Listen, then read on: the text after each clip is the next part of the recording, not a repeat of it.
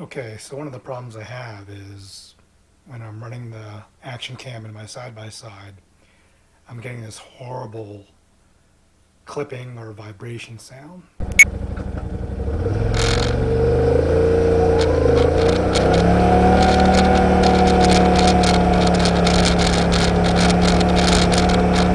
And I figured out what it is. It's these buttons. These buttons. There you go. Hear the buttons? So it's because the buttons are loose that I'm having a problem. So my temporary solution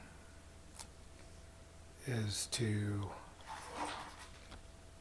put some tape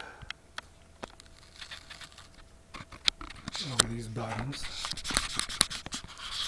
some clear tape, so that way I can still depress them, but they won't vibrate. So now I shake the camera and I don't get that noise.